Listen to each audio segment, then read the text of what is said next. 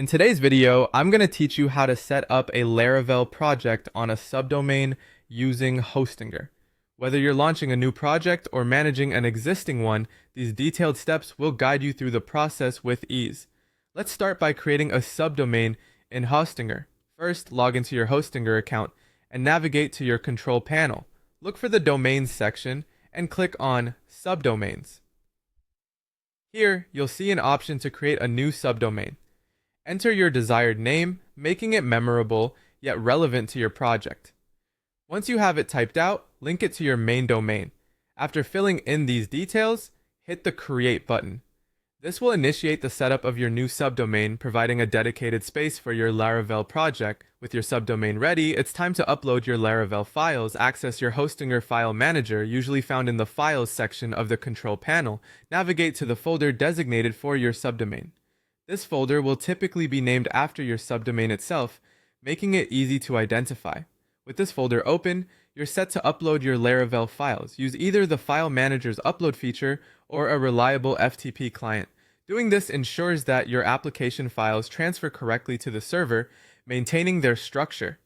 Moving on, we need to set the appropriate folder permissions and environment variables. This step is crucial for your application to function securely and efficiently. Locate the storage and bootstrap cache directories within your subdomain folder. Adjust the permissions to 775, granting the necessary read, write, and execute permissions to the server. This setup is essential for Laravel to access and modify these directories as required. Next, let's consider environment variables. Open the .env example file and use it as a template to create a new .env file. This new file will hold the specific configurations your application needs to run effectively, include database credentials, application keys, and any other environment-specific settings necessary for Laravel. With configurations in place, it's time to run migrations and test your setup. Migrations are essential because they set up the initial database structure according to your Laravel project's requirements. Connect to your server via SSH, which gives you the capability to use Laravel's Artisan command line tool. Once connected, run the command php artisan migrate.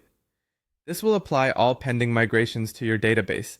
Keep an eye out for any errors or notifications during this process, as they'll provide real-time insights into the setup. Finally, navigate to your subdomain through a web browser to test the application. This step will confirm that everything is configured correctly and that your Laravel project is up and running.